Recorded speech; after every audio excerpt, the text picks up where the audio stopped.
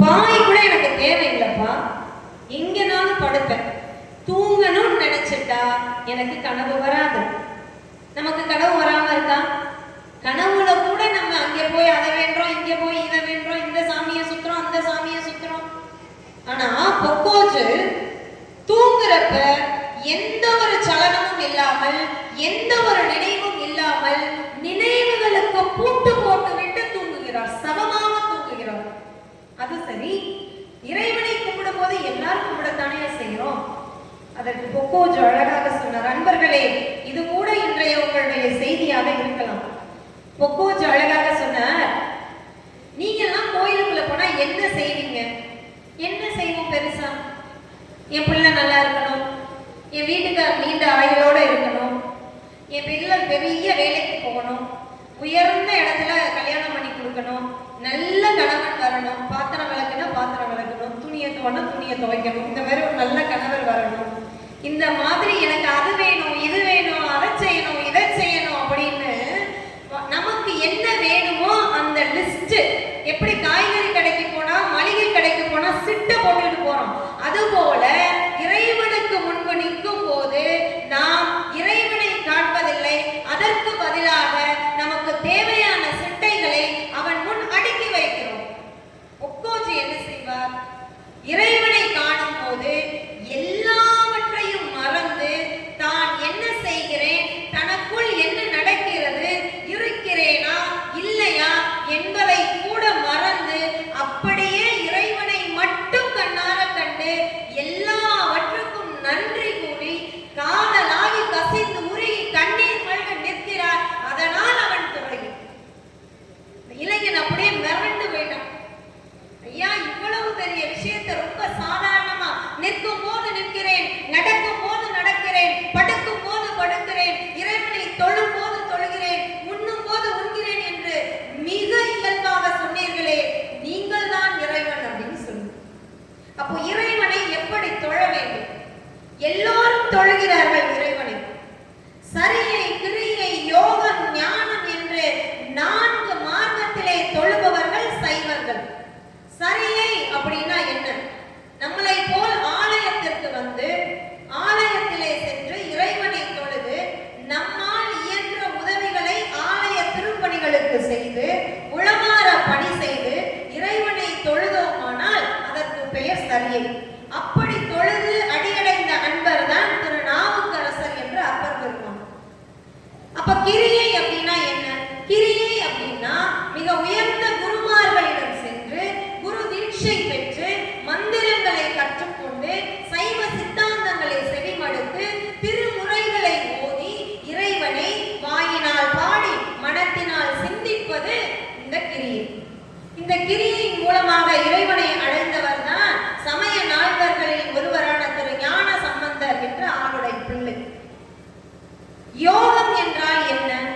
இயமம், நியமம், பிரணாயாமம் என்ற முறைகளின் வழி மனத்தினை ஒருநிலைப்படுத்தி இறைவனை தவத்தின் ஊடே சிந்திக்கக்கூடிய முனிவர்கள், மிகச்சிறந்த யோகிகள், இவர்கள் எல்லாம் இறைவனை அடையக்கூடிய மார்க்கம் இந்த யோக மார்க்கம். ஆக யோக மார்க்கத்திலே இறைவனை, சிவத்தை அடைந்தவர் சுந்தரமூர்த்தி சுவாமிகள். நிறைவாக இருக்கக்கூடிய ஞான மார்க்கம் அப்படின்னா என்ன? ஞானம் என்றால் அருவமாகவும் லிங்கமாக இறைவன் தெரியக்கூடாது, உருவமாக இறைவன் தெரியக்கூடாது, அருவமாக இறைவன் தெரியக்கூடாது, அரு உருவமாகவும் இறைவன் தெரியக்கூடாது. இந்த நிலைகளை எல்லாம் கடந்து சதாசிவ பரபிரம்மமாய் இறைவனை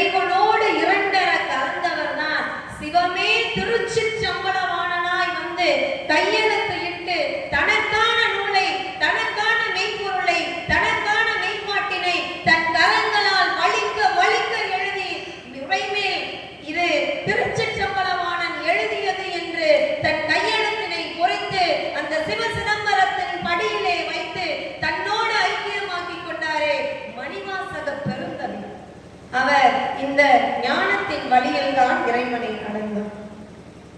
ரொம்ப அழகா சொல்றார் அப்பர் பெருமான்.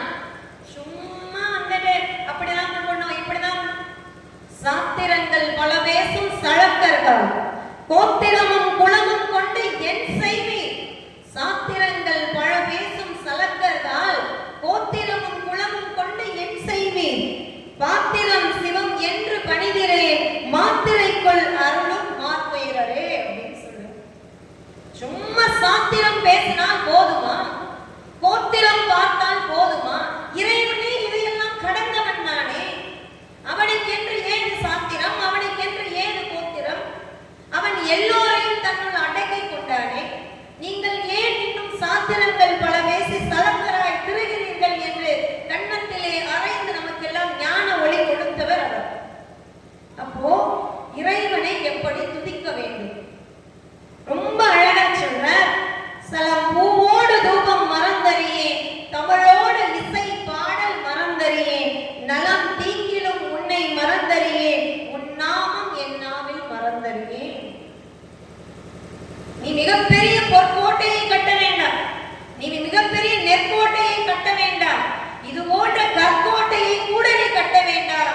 ஒரு கையிலே கொஞ்சம் ஜலமும் ஒரு கையிலே கொஞ்சம் பூவும் கொண்டு போய் மனசிலே நலம் தீங்கு, எனக்கு நல்லது நடந்தாலும் சரி, எனக்கு தீமை நடந்தாலும் சரி, உன்னை மறவாது உன்னை தொழுகிறேனே அப்படின்ற உள்ளன்போடு நீ தொழுதால் போதும் என்கிறானே சைவ பெரியோன். வேற என்னெல்லாம் சொல்கிறார்கள்? நெக்கு நெக்கு நினைப்பவர் நெஞ்சுலே புக்கு நிற்கும் பொன்னார் சடை புண்ணியன். நெக்கு நெக்கு நினைக்கணுங்க, நொடிக்கு நொடி நினைக்கணும், உள்ளம் கனியணும். ஒரு காய் கனியாக கசிவதற்கு எத்துணை மெனக்கெடுகிறதோ அதுபோல் இந்த நெஞ்ச கணக்கல் கனியணுங்க. கனிந்தால் தானே, நெக்கு நெக்கு நினைத்தால் தானே அவன் நம் உள்ளே வந்து பொன்னார் சடை மேனியனாய் உள்ளம் புகுவான். புகுந்தானே பூசலார் உள்ளத்துள்ளே. வேற என்னெல்லாம் சொல்லியிருக்காங்க? பித்தா பிறை சூடி பெருமானே அருளாளா, எத்தால் மறவாதே நினைக்கின்றேன் மனத்துன்னை, எத்தால் மறவாதே நினைக்கின்றேன் மனத்துன்னை, வைத்தாய் பெண்ணை தென்பால் வினை நல்லூர் அருட்டுரையுள் அத்தா உன காலாயினி அல்லே நினலாமே. எல்லா நேரமும் உன்னை மனசுக்குள்ள வச்சிருக்கேனே, உன்னை விட்டா எனக்கு வேற யார் இருக்கா? அத்தா உன்னை அல்லால் எனக்கு யார் இருக்கா? என்னை சீண்டுவார் யார்? சமமாய் கிடக்கும் என்னுள்ளே சிவமாய் நீ வந்தால் தானே எனக்கு மதிப்பு. என்னை சீண்டுவார் இங்கே யாருள்ளா? என்னையும் ஒரு மனிதராய் ஒப்பார் இங்கு யாருள்ளா? கதறுகிறார்.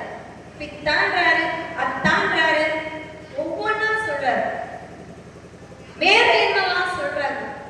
காதலாகி கசிந்து உருகி கண்ணீர் மல்கி ஓதுவார் தம்மை நன்னெறிக்கு உயிப்பது, வேதம் நான்கினும் மெய் பொருள் ஆவது, நாதன் நாமம் நமச்சிவாயவே.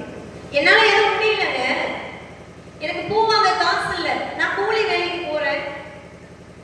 என்னால கங்கைக்கு போய் அங்க இருக்க நீரை அள்ளி கொண்டு வந்து ராமேஸ்வரத்துல அபிஷேகம் செய்கிற அளவுக்கு பொருள் வசதி இல்லை.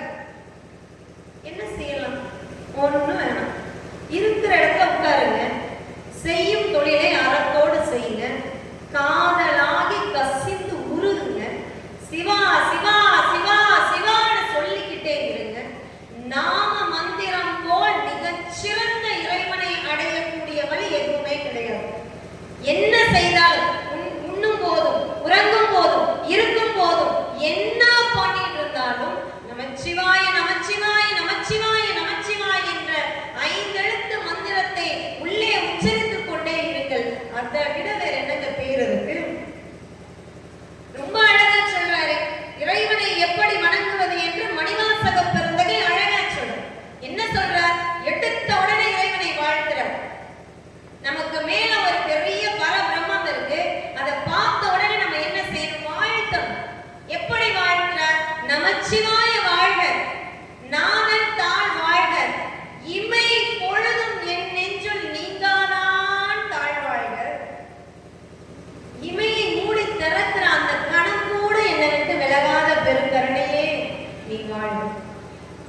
அந்த அளவுக்கு இதயத்துக்குள்ள வந்து அமர்ந்திருக்கிறியே, நீ வாழ்க. அழுது அடியடைந்த அன்பர் இல்லையா, அழுது அழுது அழுது அழுது அடியடை அன்பர் அடியடைந்து அப்படியே பரபிரம்மமாகிறார். தானே சிவமாக மாறினார். என்ன செஞ்சாரு? நான் பாவம் பண்ணிருக்கேனே, கொய்தனை சுருக்கி உளுத்தலை புலையனேனா நான் இருக்கேனே, பொத்தை ஊனுடம்பா நான் இருக்கேனே, நாயினும் கடையனாய் நான் இருக்கேனே, பாவி நான். ஆனா என்ன போய் ஒரு மனுஷனா நீ நினைச்சிருக்கியே, நீ வாழ்க. நமச்சிவாய வாழ்க, நாதன் தாழ் வாழ்க, இமை பொழுதும் என் நெஞ்சில் நீங்காதான் தாழ் வாழ்க. பிறவாமை வேண்டும். எல்லோரும் சாதாரண அம்மா தான். இந்த அம்மான்ற பதவி இந்த பிறவியில மட்டும்தான் நமக்கு. இந்த உலகத்திலேயே பல ஆயிரம் கோடி ஜனத்தொகையிலே ஒரே ஒரு பெண்மணிக்கு தான் இறைவனுக்கு அம்மாவாக இருக்கக்கூடிய பாக்கியம் கிடைத்தது. என்ன சொல்றாங்க அவங்க? எப்படி அந்த பாக்கியத்தை பெற்றார்கள்? பிறவா